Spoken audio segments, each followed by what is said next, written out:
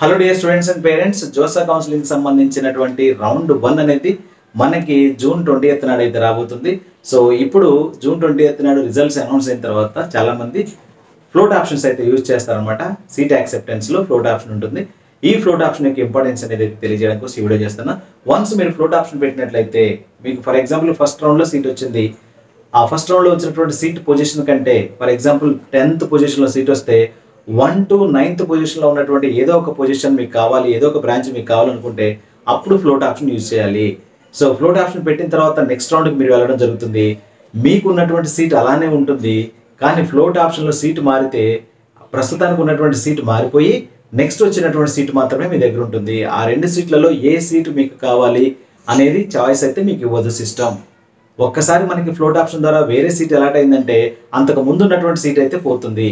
ఒకవేళ float option ద్వారా మనకి నెక్స్ట్ రౌండ్లో సీట్ మారలేదంటే అంతకు ముందున్న సీట్ అలానే కంటిన్యూ అవుతుంది. అలా ఎన్ని రౌండ్ల వరకైనా చేసుకోవచ్చు.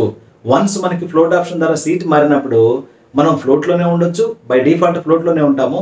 ఫ్లోట్ నుంచి స్లైడ్ కూడా పెట్టుకోవచ్చు, లేదా ఫ్లోట్ నుంచి ఫ్రీజ్ అయినా చేసుకోవచ్చు. సో ఫ్లోట్ ఆప్షన్ పెట్టుకోవడం వల్ల మీకు ఉన్నటువంటి పొజిషన్ కంటే పైన ఉన్నటువంటి ఏ పొజిషన్లో అయితే ఉన్నారో మీరు ఫర్ ఎగ్జాంపుల్ 120 పొజిషన్లో సీట్ వచ్చింది అనుకోండి, 1 నుంచి 119, 119 పొజిషన్ వరకు మీకు ఏదో ఒక సీట్ వచ్చేదానికి చెక్ చేస్తుంది సిస్టమ్ నెక్స్ట్ రౌండ్లో. మళ్ళీ అది కూడా పైనుంచి మాత్రమే చెక్ చేస్తుంది, 1 నుంచి మాత్రమే చెక్ చేస్తుంది. మీకు వచ్చిన పొజిషన్ నుంచి రివర్స్లో మాత్రం చెక్ చేయదు. ఫ్లోట్ ఆప్షన్ ద్వారా మీకు సీట్ మారకపోతే మీ సీటు అలానే ఉంటుంది.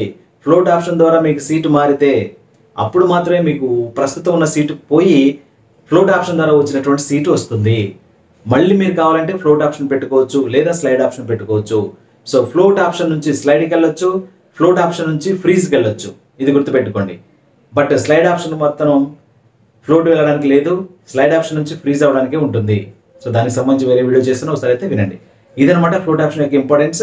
ఇది తెలుసుకొని మీరు ఫ్లోట్ ఆప్షన్ యూజ్ చేసుకోవాలని, అంతేగాని మీకు తెలియకుండా మాత్రం ఫ్లోట్ ఆప్షన్ మాత్రం పెట్టకండి. ఓకే, వీడియో సెలెక్షన్ ఫ్రెండ్స్గా షేర్ చేయండి, ఛానల్ సబ్స్క్రైబ్ చేసుకొని ట్రై చేయండి, అండ్ అలాగే బెల్ ఐకాన్ ట్యాప్ చేసి ఆల్ ఇంటి నోటిఫికేషన్ ఎంచుకోండి. Thank you.